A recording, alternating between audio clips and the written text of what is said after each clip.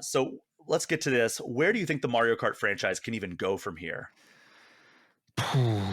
I mean, yeah, that question is like, what is the gimmick? What is the thing that like, because I guess they could just like keep adding tracks forever, but at a certain point, I mean, the Switch 2 is going to come out. There has to be a different SKU, a different box, a different thing to buy. And it's Hmm. not Mario Kart 8 Deluxe. At this point, I think you do need to make something called Mario Kart 9 or just something that signifies like this is the sequel to the Mario Kart you've been playing for a decade. Um, Honestly, I don't know how many people would be mad if it just basically all new courses, add some new weapons, add some new characters. I don't think you have to reinvent the wheel. I mean, I think the occasional, like, fun trick or gimmick during a track is fine, but I don't think you need to have the one big, like, and now every track's doing this. Cause, like, it's already very busy. There's already a lot going on. I'd Hmm. love to be wrong. I would love for them to show a trailer and they show something halfway through the trailer where I'm like, oh my God, that's going to change everything. I've never thought of that.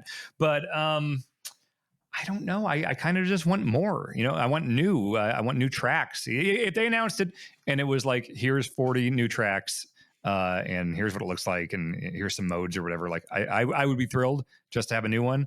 But I'll allow myself, to be surprised and excited by something that maybe I'm not even thinking of right now. I wouldn't mind if they started doing kind of like the platform approach, where it's like everything that you have in Mario Kart 8 Deluxe carries forward, Mm. but now there's new gimmicks, new courses that use those gimmicks, new like gameplay mechanics. My big thing that I've been saying that like if they wanted to do like more paid DLC, double dash mode, Mario Kart 8 Deluxe double dash mode. That would Mm. be the only thing that I could see them doing that would improve Mario Kart 8 Deluxe's package, aside from like, okay, we're adding more characters from the mobile game. Yeah, and then like I guess if you're playing online or something, it would just be like different lobbies of like, okay, this is a double dash race, this Hmm. is like a separate thing because like they do the two item boxes now, but it's Yeah. not the same thing where it's like I'm going to save this for later. You get in the back, like I want the real double dash experience. Yeah, and like you could do co-op and everything like that, like you could on GameCube. Do you think that the next Mario Kart game is pretty early in the Switch 2 life cycle? I think it'd be great if it was. I mean, it's been 10 years since we got an all-new Mario Kart. I mean, if they launched the Switch 2 with a Mario 3D platformer and a Mario Kart, that's pretty damn strong. I don't know if any Nintendo launch year is going to be as good as 2017 was. Like we talked about how great that year was, but like if they couldn't like give us like an all new like maybe a 2D Zelda, because I know Mm, we're not getting a 3D Zelda for a long time unless right, it's like a right. remaster. And like I'm sure that we're going to get a 3D Mario game. Like I've been saying that Donkey Kong might actually be the star of the Switch 2 like launch window. I would love that. I would Donkey Kong love that. Country, maybe a new Donkey Kong 3D platformer, something like that. Because my logic is that the Mario movie came out, right? And they're Mhm. like probably thinking like, all right, how can we capitalize on this popularity? Mario got an all new 2D platformer. We're getting Luigi's Mansion 2 HD. We got Mario versus Donkey Kong, which a remake, but still like Donkey Kong's in the title. Mario and Donkey Kong were like a major conflict of that Mario movie. We got Princess Peach Showtime, the Peach starring in her first game in a long time. I would be surprised if they're not thinking of other ways to leverage like the increased popularity of that main cast. Yeah, and I would love if it was a bit like as much as I love the Donkey Kong Country, like Tropical Freeze and Returns, those are great games. Hmm. I would love if it was like, hey, we've never really got that great Donkey Kong 3D platformer, Like Yeah. I would love the idea of like if like Donkey Kong 64 was awesome, like a 3D platformer, like that would be great. I don't hate DK64 as much as a lot of people, Hmm. but I did play some of it recently on Giant Bomb a few years ago, and it's got a lot of problems. So if they just did that idea right without the backtracking, without all that stuff, like I think that could be really, really cool. Yeah, I would love Donkey Kong to get like his due on the 3D platform. I kind of started really souring on like the rare formula of 3D platforming collectathons. Like I love Banjo Kazooie 1. Hmm. Banjo Tooie kind of like went a little far, and then like Donkey Kong 64 just took it to like the nth degree.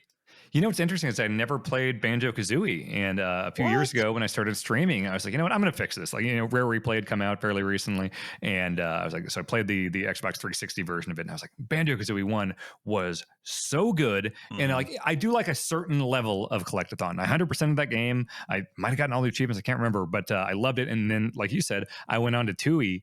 And it was just like, I pretty quickly saw like how much they were doing and like backtracking and like kind of this. I was like, this seems like they went too hard with it. And you're right, with DK64, they just lost their damn minds. So, Have you played the ukulele games?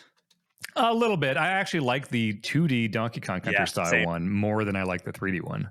Oh yeah, the Impossible Lair rules. Like that Mhm. that game is so good. It's like, oh yeah, these people definitely made Donkey Kong Country back in the 90s and decided they just wanted to make another 2D mascot platformer in that same vein. So Yeah. highly recommend that one. Did you Go know that I sent a DK Jungle Green Nintendo 64 along with a copy of Donkey Kong 64 to a science research station in Antarctica, and it's still there? No, I did not. So I did a series called Burgle My Bananas on Giant Bomb, and it was like a game show thing where we're like earning points by. It was just a nonsense game show I made around DK64. Mike Mahardy was As on you it. did. And yeah, and we were playing, and the thing was, we were going to play until we all could pool enough of these points that we earned to send the game to Antarctica. And I talked to a fan who was a pilot who like somehow like was a middleman for like bringing stuff to Antarctica to a research station. And so we came to an agreement with him, and we did it. And I boxed it up. I remember walking to a place in New York City and then being like, please send this Nintendo 64 to Antarctica. Like, just the weirdest thing. And they sent pictures. The scientists like sent pictures of it, like on the sign of the research station. It looks like it's from the thing. It's just nothing but like vast ice behind it and everything. And there's just like, yeah, N64 hooked up inside the station. What a like some of your stories are the strange like you did like Mario Party with Andrew WK, which by the Mm-hmm. way, it's funny because I had that exact same thought my first year at Game Informer. I was like, "Oh my god, it's perfect," because he's all about like partying. And I Mm-hmm. was like, he's going to be in town and like he's going to be playing a show. I'm going to reach out to him, see if he wants to do a Mario Party, like come by and play Mario Party. And I was like, maybe somebody's done this before. And I looked up, I'm like, oh, literally Game Informer has done this before. He was in that office. Yeah, I picked him up from his venue. Yeah. Didn't you do Dance Central with the late great Odorous Arungus Mm-hmm. from Brought Guar Guar? in. Guar did because yeah, there was a thing like there was controversy about like, oh, will Connect detect certain skin colors? Will Connect detect you if you are this height or whatever? And so I did. Yeah, will Connect recognize you if you are Guar? And I brought Guar in full outfits. They brought in all their gear and everything. They drank all the beer in Game Informer's fridge without asking. On top of the fridge in the dust, they wrote Guar was here, and I think that was there until the moment they got rid of that. That's hilarious. Yeah, Yeah. you've really like just like willed your way into like these amazing scenarios. Like sending a Donkey Kong 64 cartridge to Antarctica is like maybe not even in the top 10. That's one I almost forget about sometimes. uh, It's fun.